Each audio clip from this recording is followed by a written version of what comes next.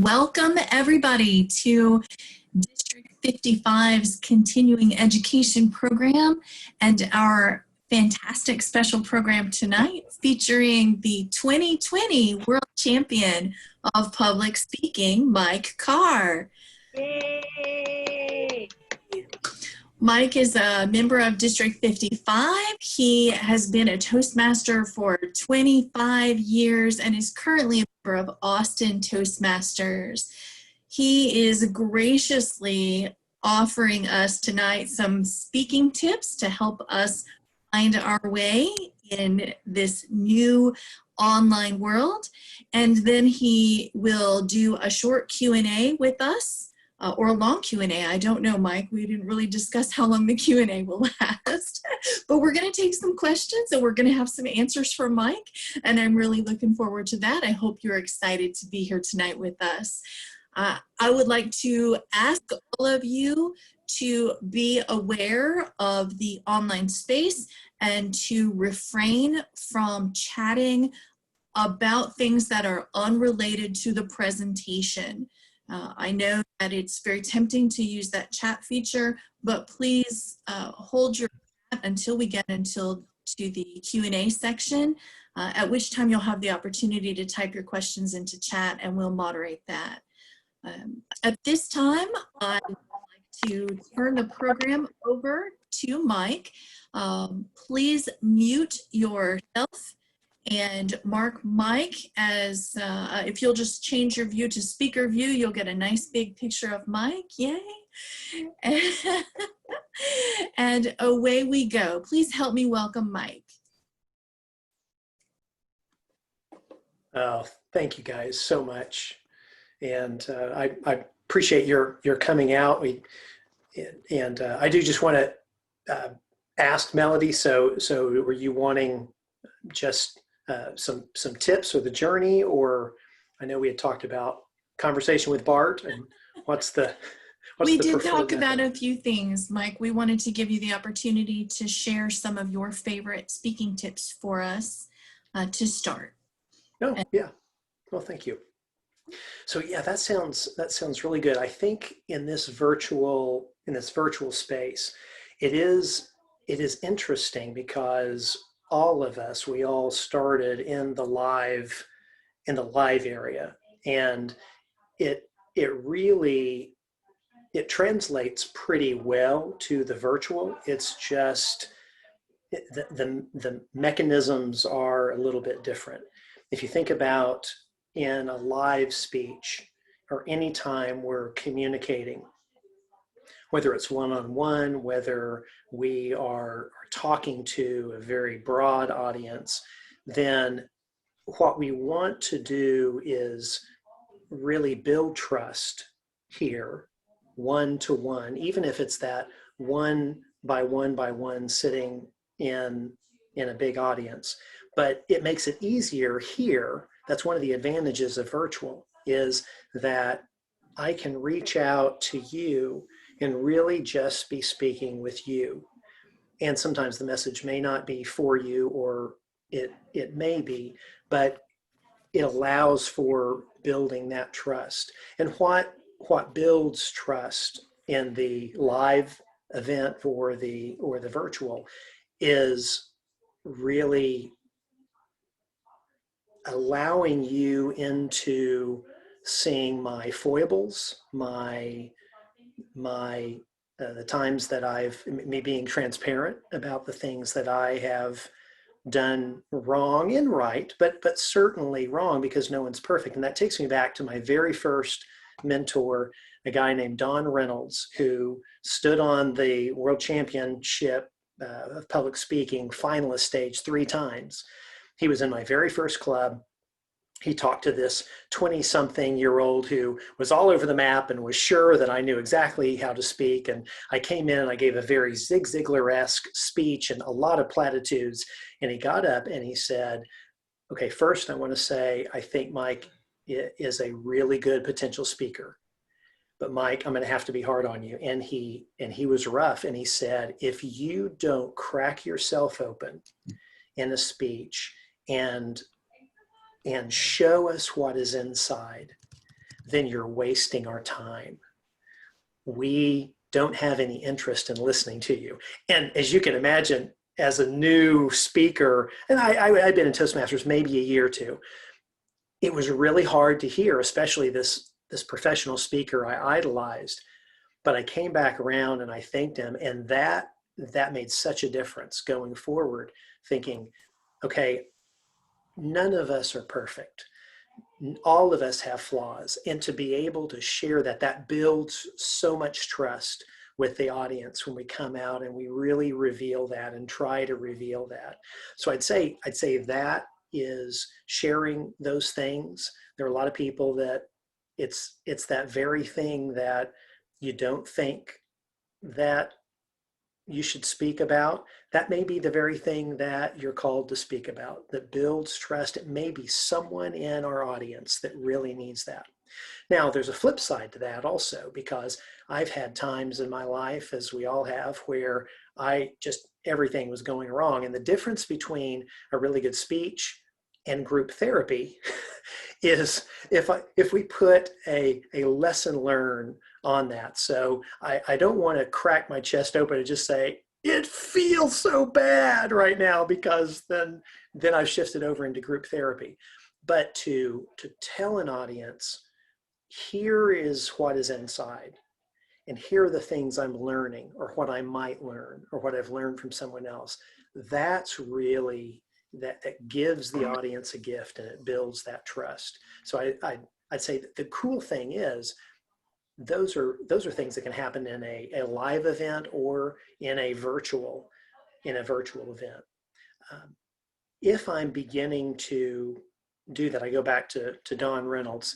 He suggested to me early on, and it was from some little book he brought in. I wish I knew the original author, because the book was falling apart. It was old, 25 years ago. And he opened it up, and it said to him, the best structure of a speech was ho hum, why did you tell me that? For instance, so what?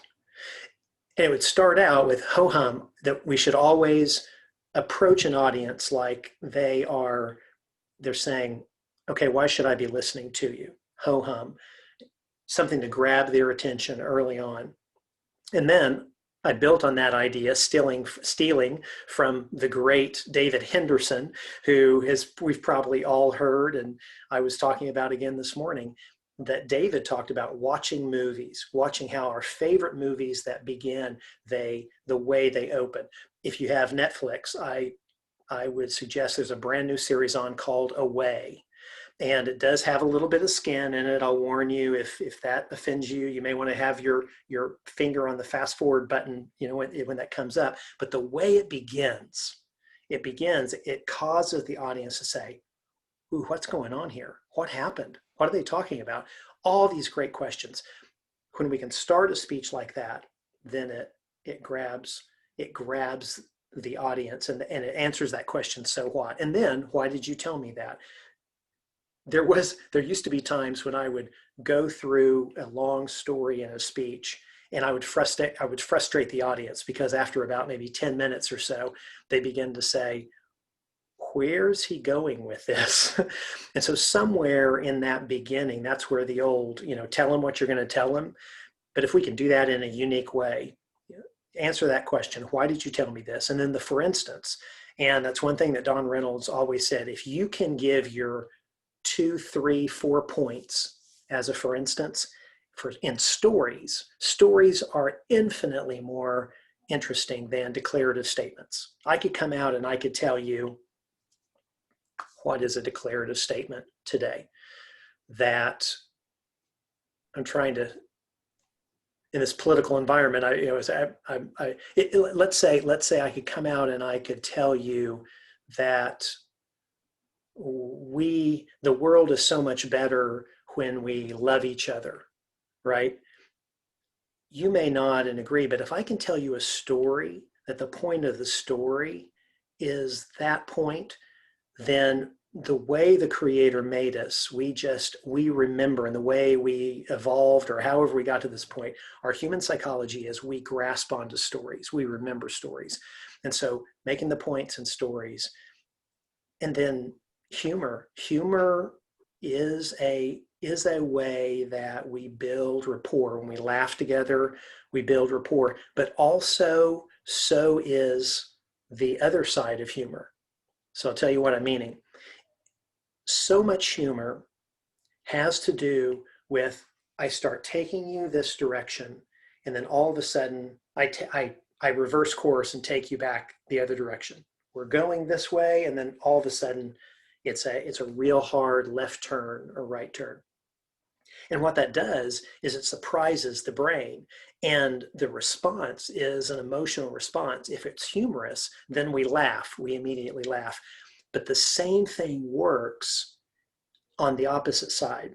You may remember in the speech Blue, where I was talking about dancing with my kids, and I laugh every time, and I think about Maria every time.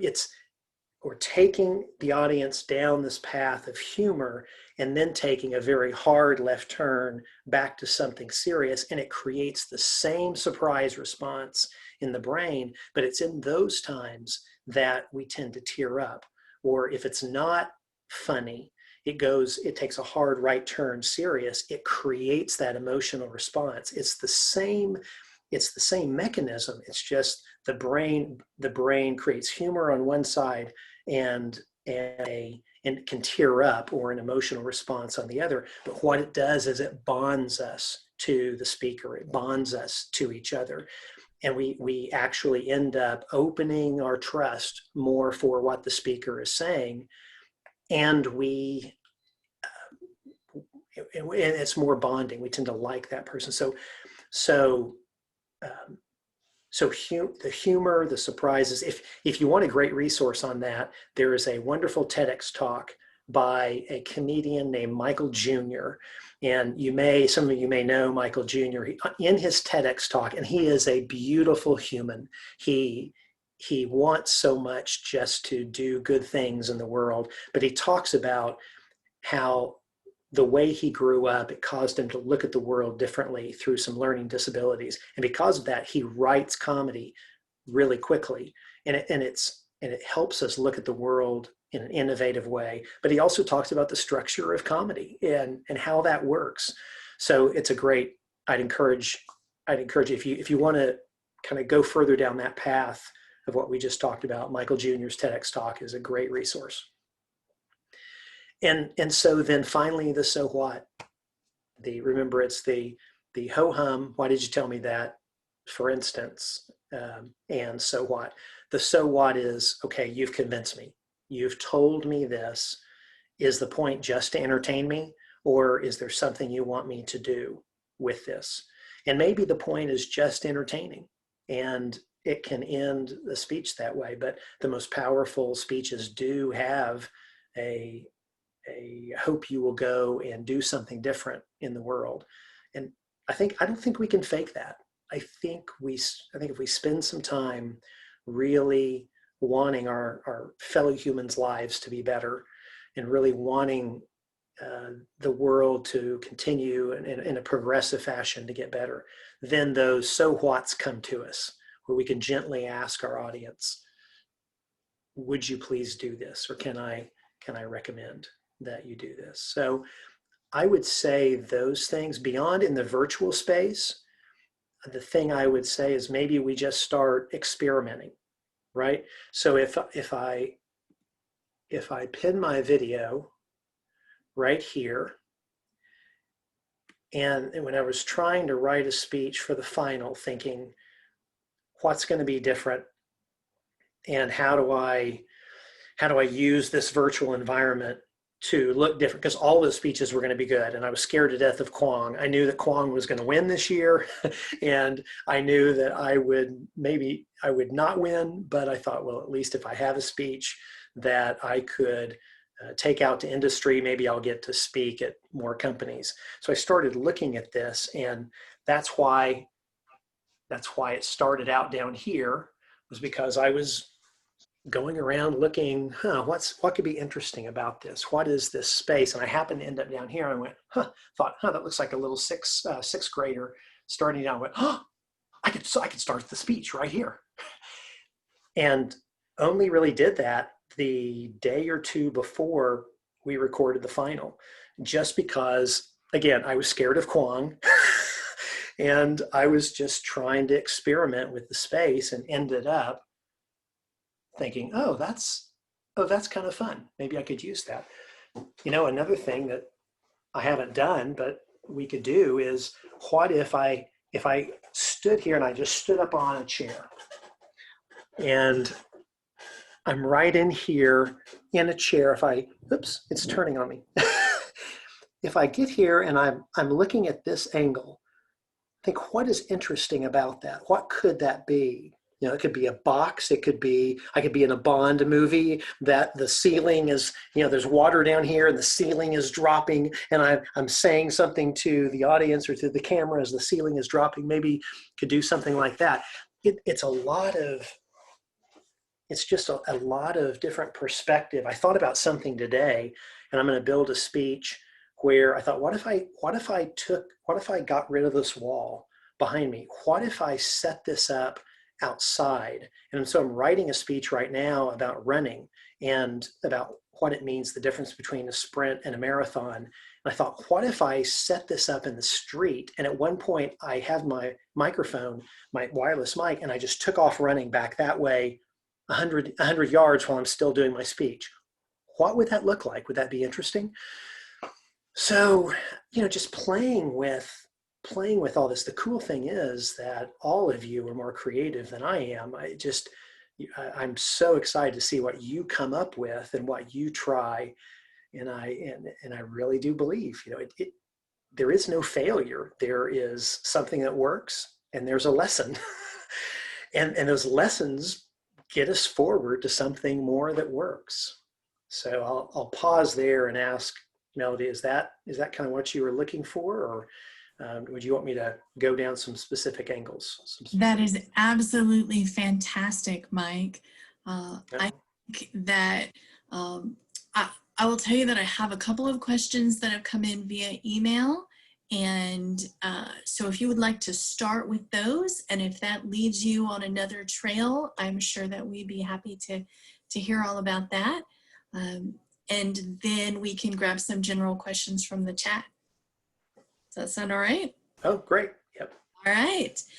So Mike, one of the questions that came in via email for you is, did you have mentors who helped you along in your competitive speaking journey? And you mentioned a couple.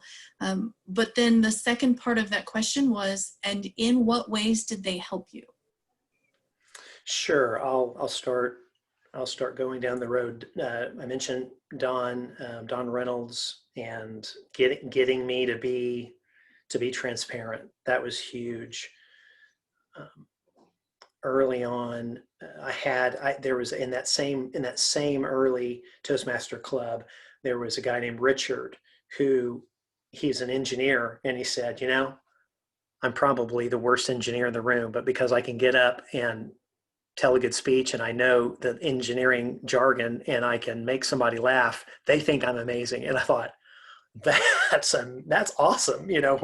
What technical areas could we do that? So that was a way that he helped me, talking to a technical audience and using stories, but not being too over the top, because the technical audience needs a lot of meat. David Henderson was a big, David and his wife, when I won district, I forget if it was 2013 or 2015, they just went to breakfast with me and sat down and gave all of these ideas, all these different ways of being able to look at a speech. And I think that was the speech about my daughter. I think maybe it was 2013. And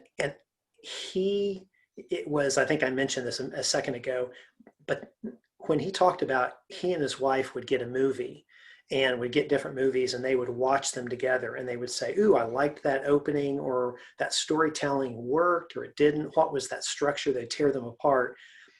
he talked about that like the way he said it, and I'm butchering this, but it's paraphrasing. He said, oratory of years ago, you would have this amazing storytelling like in Shakespeare, or he mentioned several others. He said, what's our version of that today? Well, they're movies, they're others. And so, like, if you notice Raiders of the Lost Ark, I thought about that. All of a sudden you're in the middle of the action, they drop you right into the middle of the story, and you're trying to figure out what's going on here. You're intrigued by the action and the way it's shot, and it's little by little they tell the backstory as they go along. And so in both of these speeches this year, starting out with Blue, I'm trying to give the impression early that I'm giving someone mouth to mouth, that maybe someone is I'm trying to keep them alive, their skins have turned blue, and play with that. And then also down here, when I started down there with the sheriff, trying to drop the person. So David Henderson. This is one of the reasons I originally joined Toastmasters, by the way. I get asked that a lot, is that I can go off on tangents. So Toastmasters helped me. So I'm remembering the question you asked. So David Henderson, Mark Brown this year has been so incredible. He won the world championship back in the 90s. And he is such a great coach, because early on he said, Mike, and he has this beautiful Jamaican accent that I won't try to mimic, but it was just wonderful to hear. He'd say, Mike, I want you to remember that this is your speech. I just have observations. I might have some suggestions, but you have to trust yourself. That was huge, because I'm an old people pleaser from years back. I mean, one of the reasons why I have a very good therapist is because I would always say, if somebody else said, this is the way it is, I go, oh yeah, that's the way it is. And it was so great for him to say, trust yourself. And so I would tell all of you, the magic you have in you, that the Creator has put in your ribs, only can come out by way of your doing that. So Mark was great on that. He also, if you saw my division speech, he said, I looked like a reporter. She was blue. She did this. I was just reporting. He said, we've got to see the words you're saying based on your face, on your expression. I'm convinced I never would have made it to the semifinals had he not brought that out. Any other mentors? I've heard Darren LaCroix a few times talk about humor. My actually humor mentor would probably be Michael Jr. I try to watch, but Mike Birbiglia. I don't know if there are any Mike Birbiglia fans in the group, but my next big ambition is to be able to give a keynote speech the way Mike Birbiglia does a comedy show. Oh, it's so brilliant, the storytelling. And the humor is amazing. And so I think that I'll stop there. I hope that answered what whoever was asking. Thank you. That was a wonderful answer. All right. One more question from email. Being the first online contest winner, the first time the contest has been held online, you had a lot of technical requirements to live up to. Tell us a little bit about how you met those technical requirements and what kind of equipment you're using, lighting, sound, whatever it is that you invested in. Sure. And the thing that I'll start by saying the thing that Toastmasters said early on was that we've told the judges to disregard to the degree they can the difference in technology. And I think that's a really good thing, because Benjamin, who was in the final and is a wonderful human, he's in Nigeria and had glitchy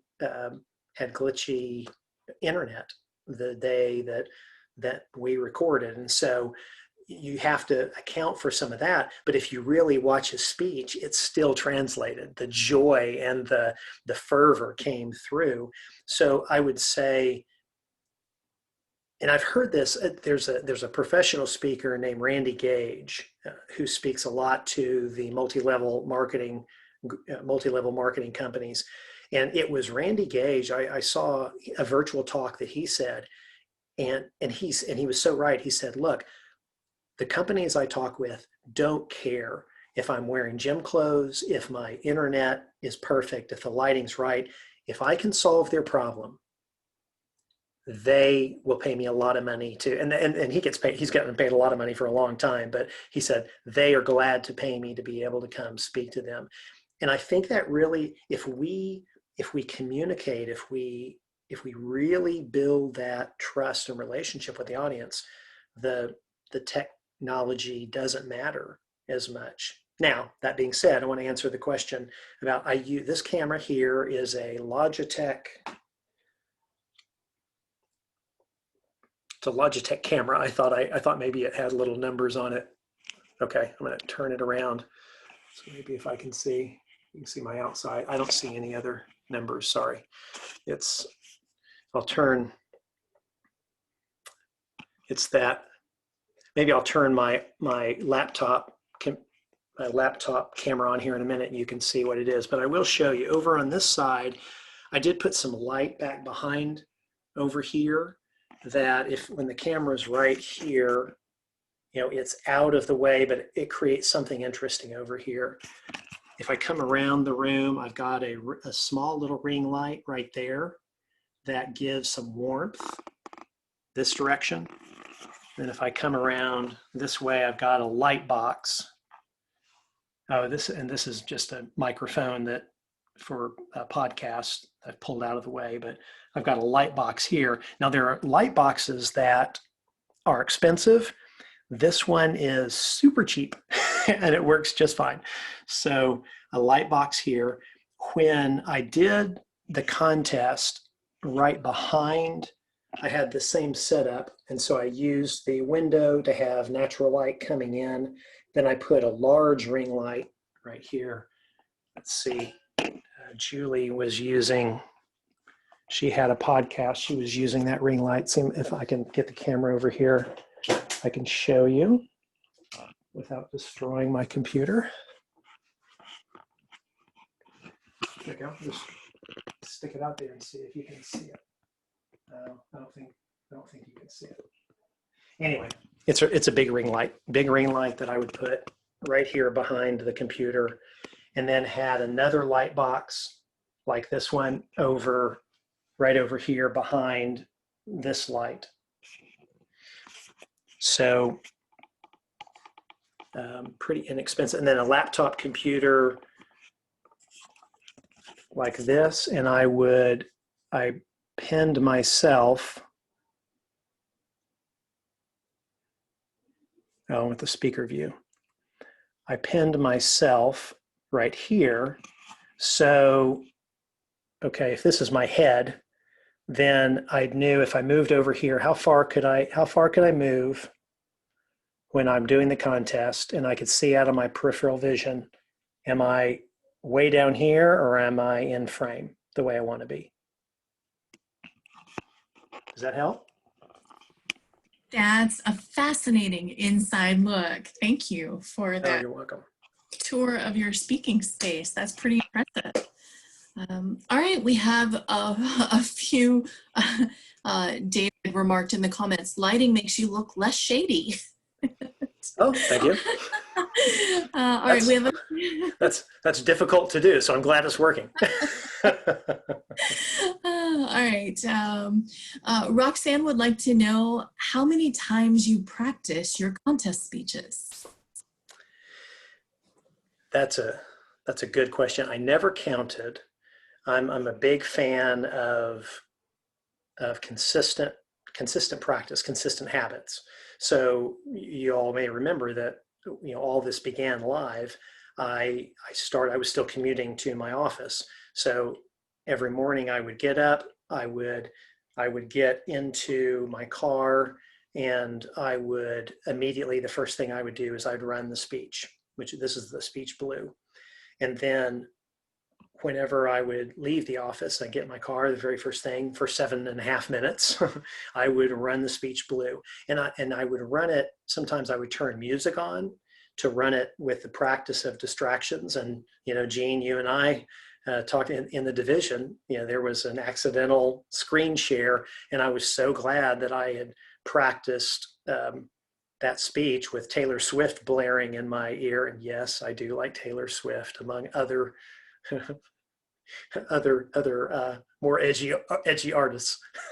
But I'm glad I had practiced it with some distraction, because I was able to continue and keep moving.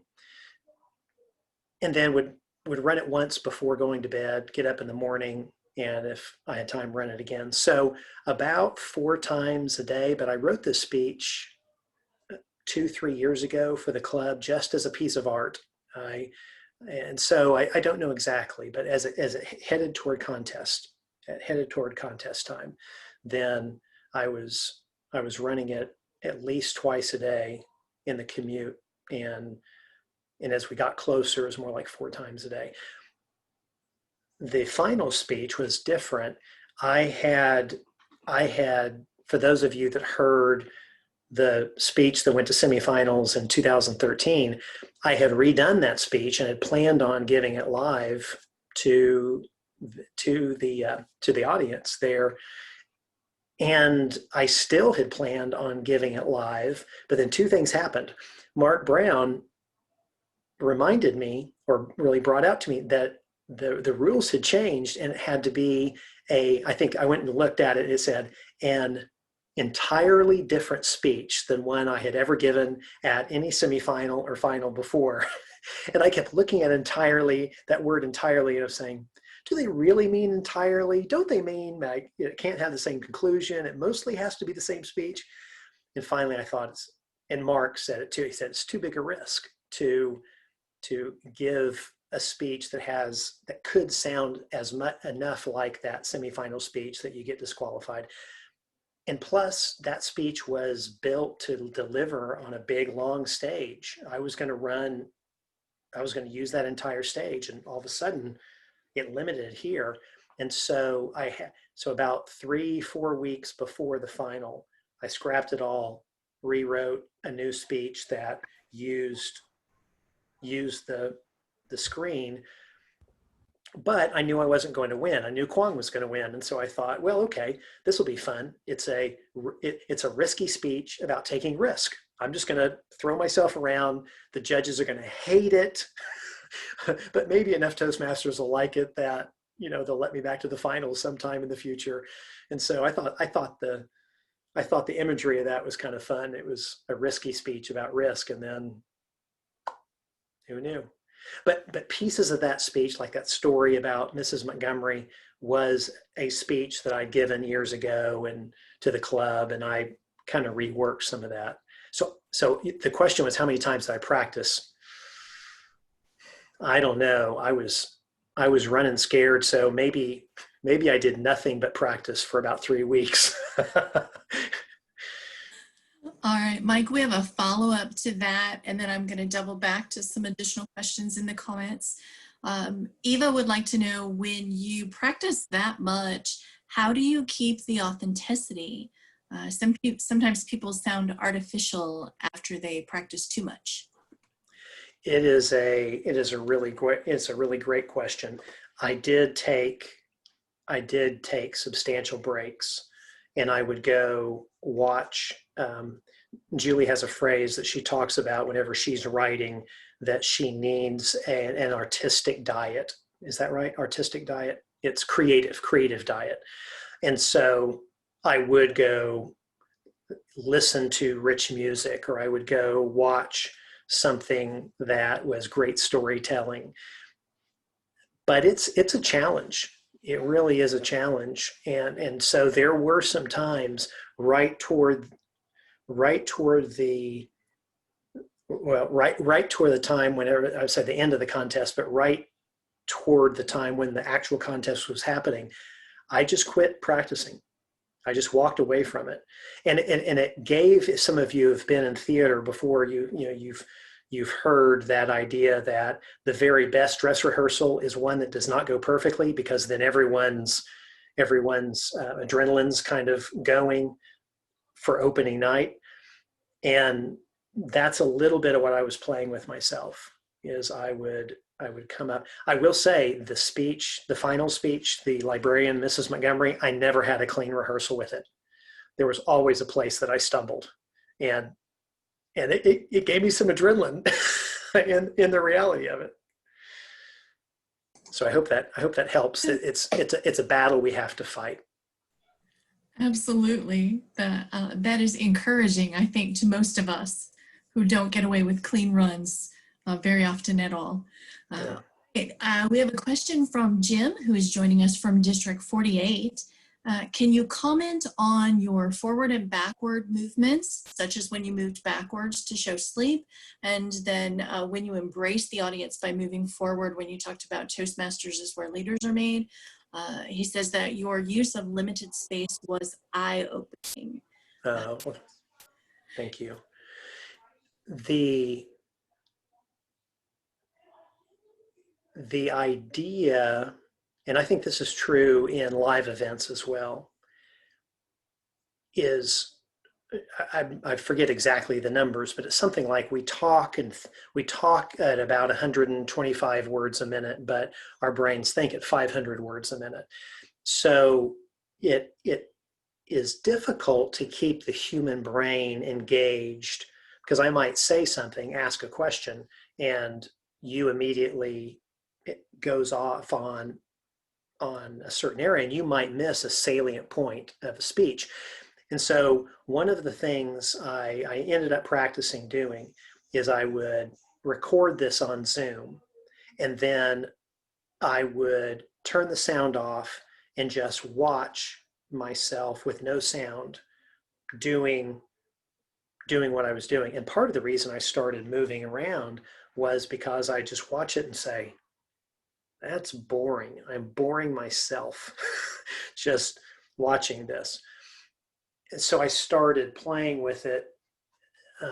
And I would say the original, I guess that originally came from, I had the speech I had planned to give, if I made it to the final, was one where I was going to use an entire long stage in a live event in Paris.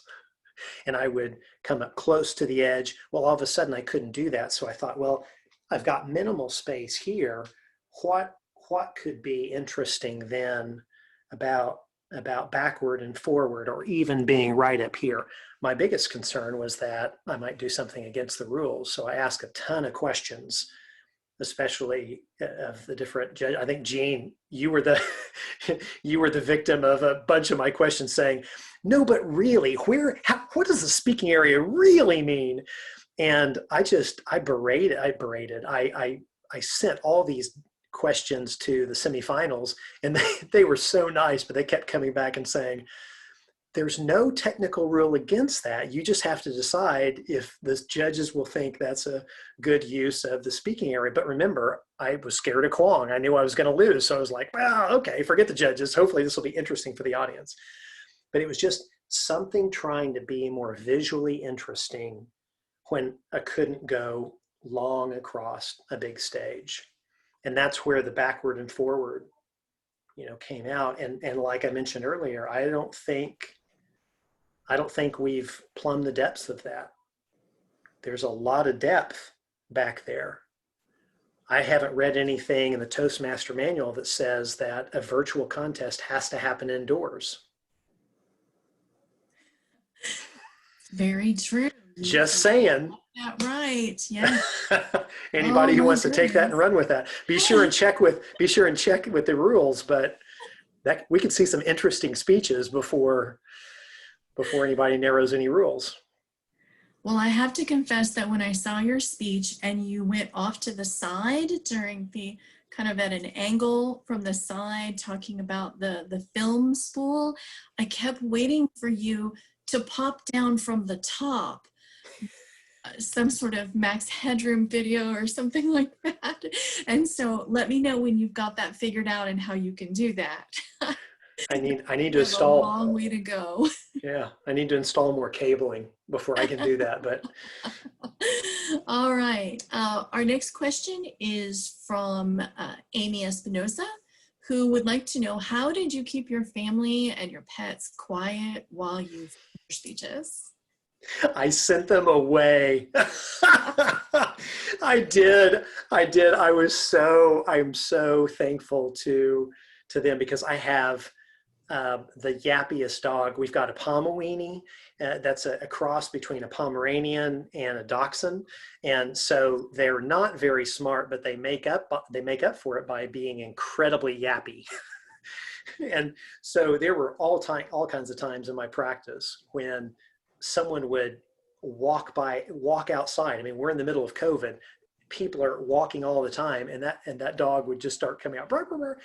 So as we were coming to both those contests, the entire house was so nice to leave, go somewhere else, take the dog with them, and then I hardwired into the Ethernet of the computer also. There, that way the kids exited the Wi-Fi, and that's how it worked out.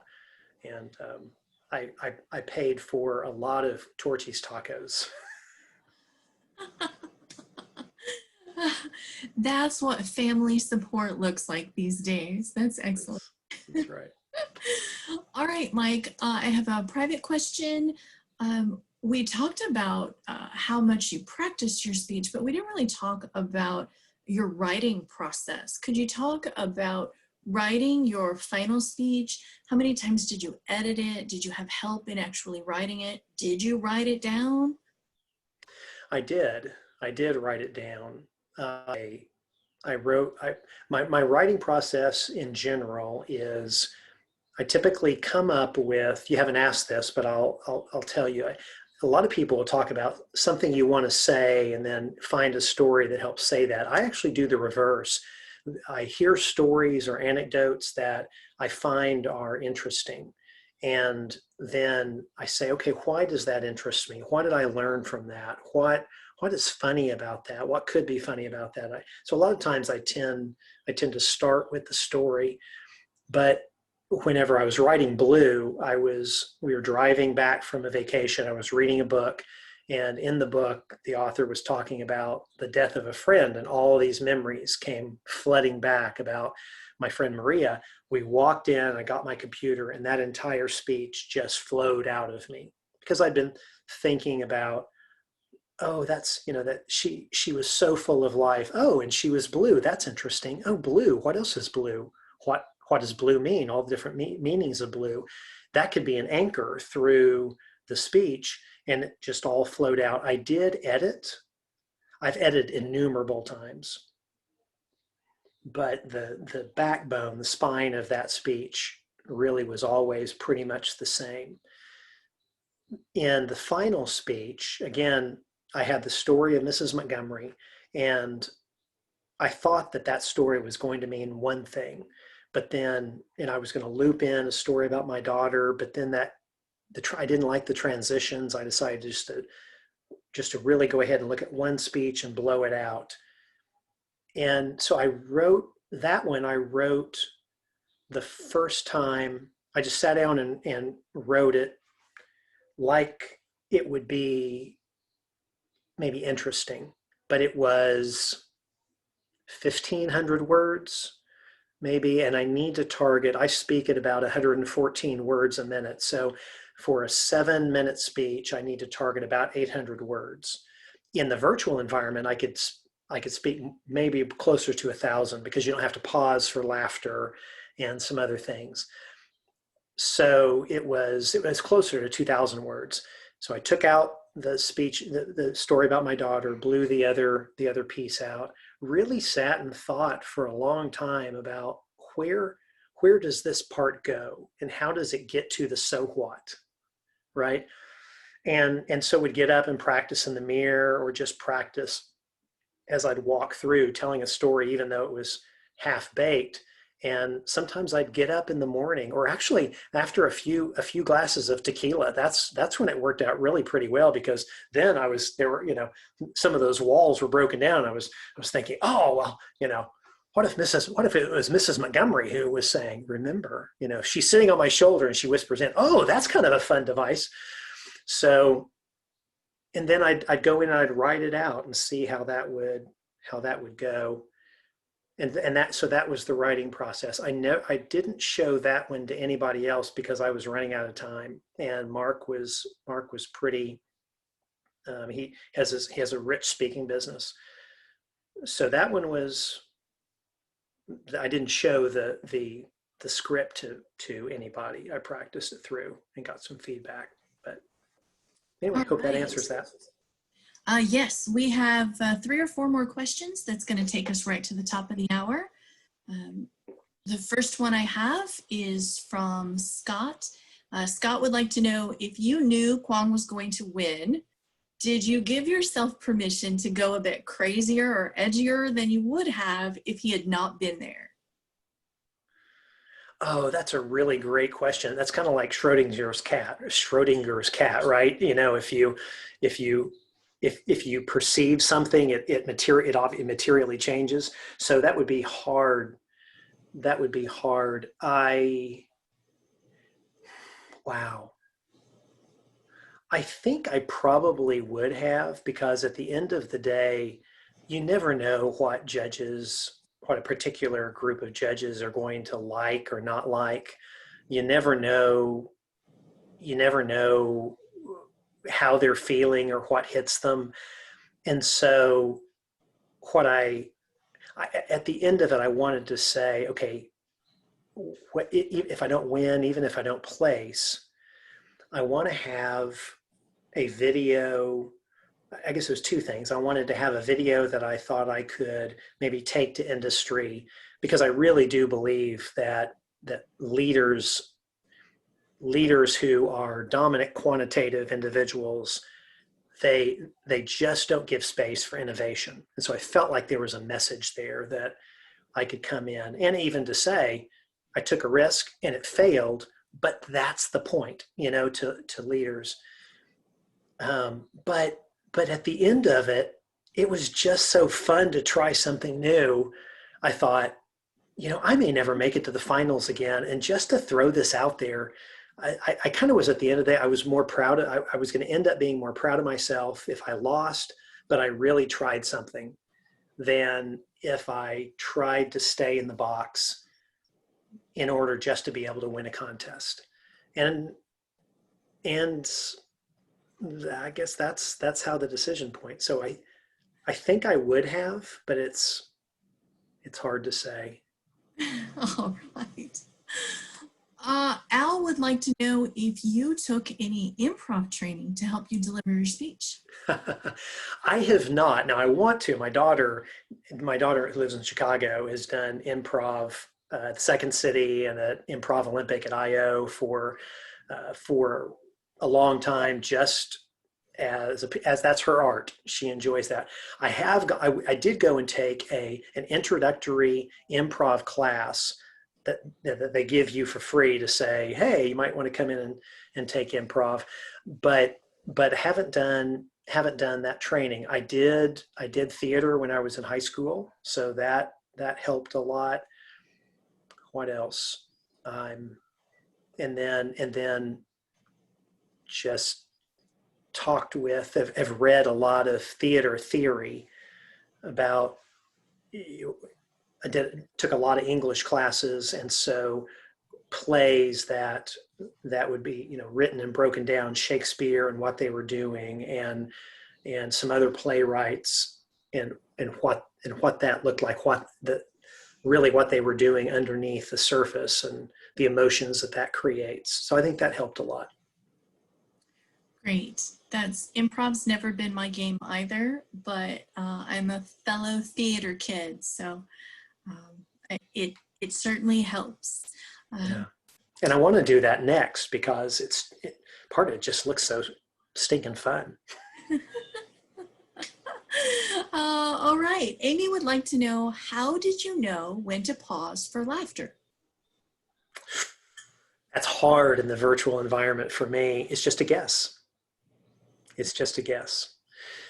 And so the I think when I had erred to the side of not pausing, part of it in the speech blue, I'd given that live enough that I kind of knew where the laughter pieces would be.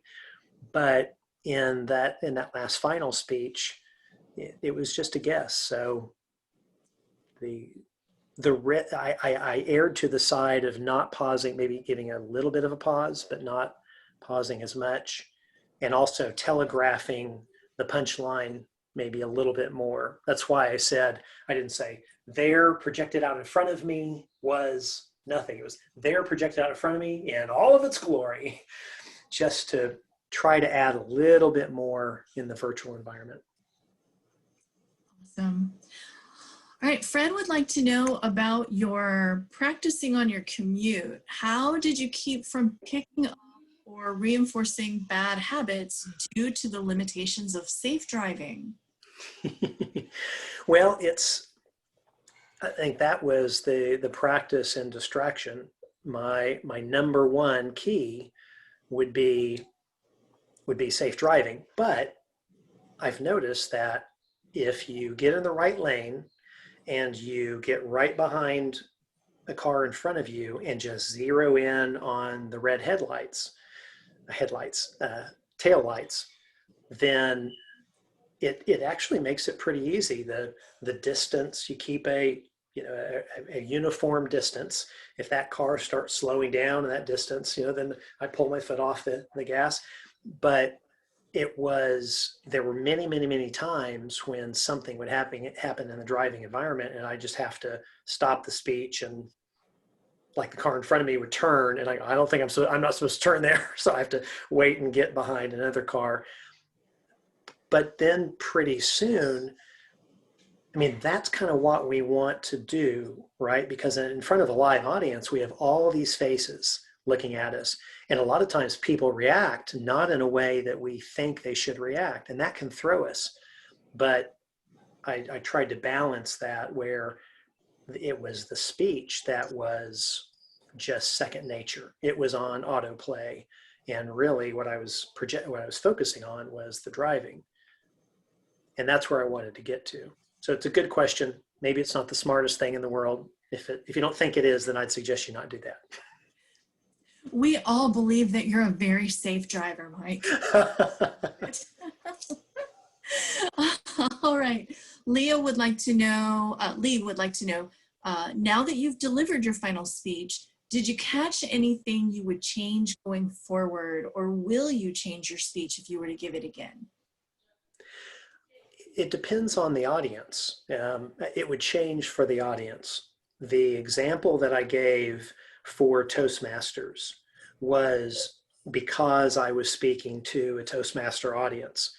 When I I gave a version of that speech at Hewlett Packard at HP, and about innovation. And when I spoke to HP, then I used an example from HP, if I could at all find one. Whenever I was talking about trying something new in a COVID environment, the example was just, glaring right there in my face that, this entire audience has dealt with trying to pivot, trying something new. It would almost be silly if I didn't call out the obvious, because that's the audience I'm speaking to. So if I'm speaking to, I don't know, a church group, a nonprofit, a company, I would in that section I would look for something that was more germane to that audience in that section. If I was speaking to one of the groups is Vistage. Vistage is a group of CEO roundtable. And I'm reformatting that speech to talk to those CEOs for the purpose of saying, look, creatives and innovative people, you probably don't view the world the way you do. So I would probably not start it out I'm going to have to play with it and see what kind of feedback I get. I may not start out as vivacious at the beginning, because those are more serious minded people and they kind of want to get to meet faster. I might start that way, but then shorten it.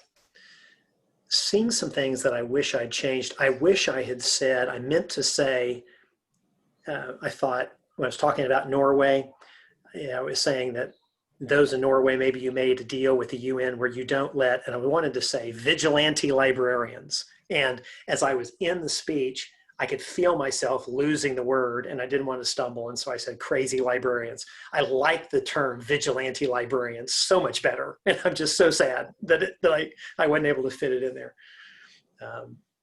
I'd move up that last time I say the victories in the try.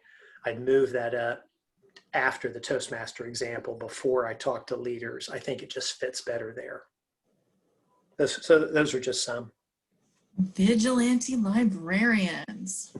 All known a few of those in our day, right? All right, Chad Schultz would like to know what sets a winning world championship level speech apart from other speeches? Oh, that's a really good question. I think the real honest answer is I think it changes from year to year. One of my mentors years ago in a different world, different environment, said to me, differences sell, similarities don't. And I would say, I would adjust that a little bit to say, from year to year, if you're talking about a world championship speech, that differences win, similarities don't. The psychology behind it, we're strange beings, we humans, because we crave both novelty and similarity. Well, obviously those work in tension. So it's the balance between those things. So I would say first and foremost, if you watch a lot of world championship speaking, or you watch a lot of semifinal speeches, if many of them are doing this one thing, then probably something that's doing that one thing is not going to win. It may be a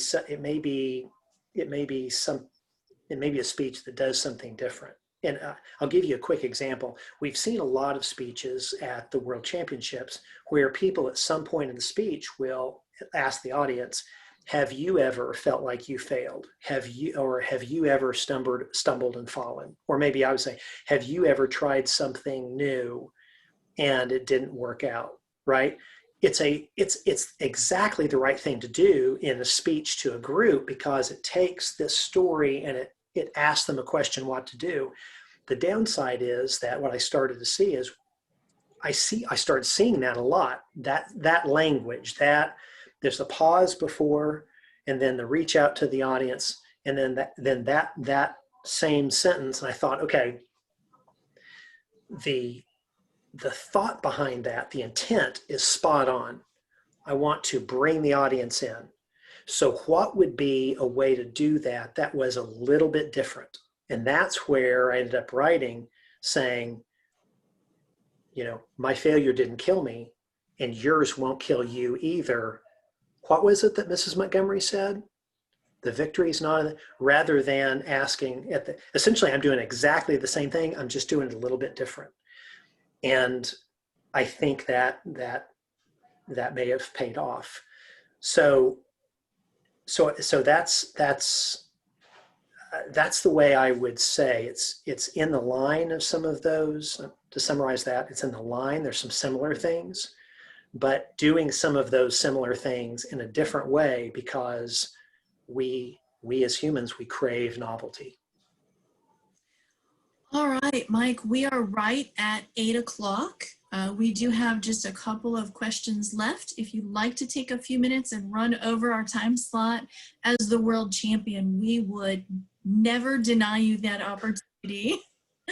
Well, I'm sorry if I'm going on too long on the answers, but Not at all. Next, I'm good to go over if you guys are. All right, we'll go over for just a few minutes. Eric would like to know if the final speech was live or pre-recorded, and did you do it in one take? So yes, it was pre-recorded, but we did the recording all in one take. So we found out who came through the semifinal at 2:30 Texas time on Wednesday. Then we had a briefing at 4 p.m.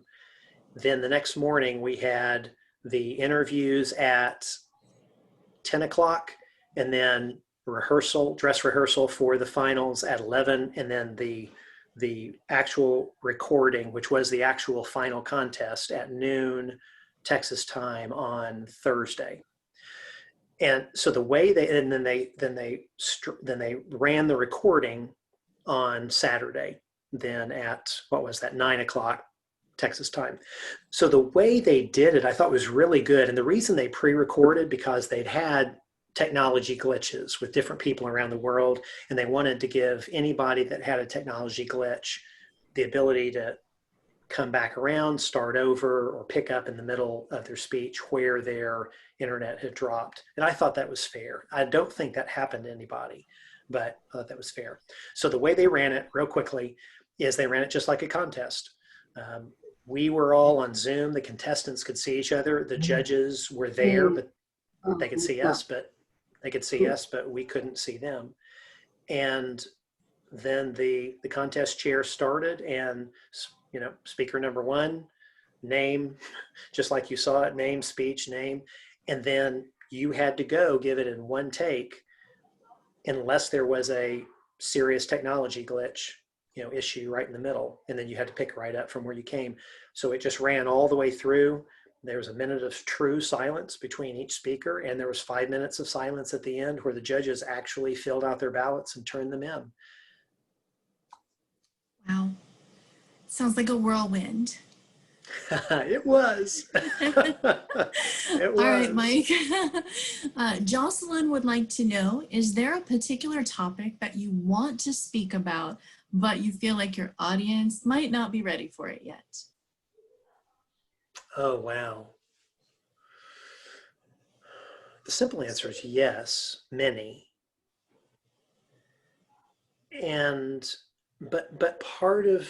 But I have to check myself also, because part of that is in the realm of,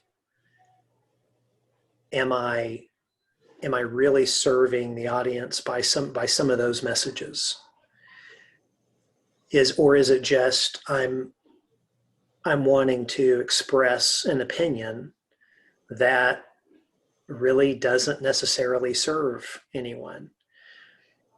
So I think little by little there are things that, like the message of, can we operate in love even when we disagree? Encouraging the audience, go find someone that that dramatically views the world differently than you do, and just listen. Don't argue, just listen to that perspective. I think that's on the edge of some of those things, and we'll see, over time. But my viewpoints change and hopefully grow, hopefully mature over time also. So I'm reticent to throw an immature or half-baked opinion on an audience when I'm not sure really what I believe. So that's a real honest answer. I'm trying to, but yeah, I'd say, I don't know what more to say than that, but I hope that answered what you were asking. That's a wonderful answer. I have saved one final question that Amy Espinoza asked very early on, but it seemed appropriate to save it for the end. Mike, now that you've won the World Championship of Public Speaking, are you going to Disneyland? Amy, that is awesome. Someday. I will probably take grandkids, someday. I think what I'm going to do is I think I'm going to do is go to the beach and then go hike a mountain somewhere, and then I think I'm good. But thank you for asking that. That's awesome. That's wonderful. That sounds so good. Mike, thank you so much for sharing this hour with us. This has been fascinating and fantastic, and we appreciate your willingness to share your experience and your expertise. And thank you to everyone who joined us this evening on this Zoom call from all over the world. So nice to have friends from Vancouver and from Sydney, Australia, and from all over the world. Shout out to Lark Doley, our past international president. It's so nice to see you joining us. Thank you everyone for your great questions. We appreciate your participation, and we invite you to continue to join us on Tuesday evenings for our District 55 Continuing Education Program. We'd love to see you. More details on our website at tmd55.org, which is where you'll also find a video of this session tonight to use with your clubs or just to enjoy again. Mike, again, congratulations on behalf of District 55. You represented us so well. Thank you so much for your time tonight. Oh, you guys are the best. Love, love, love to you all, and blessings on everything you touch. Thank you, everyone. Good night.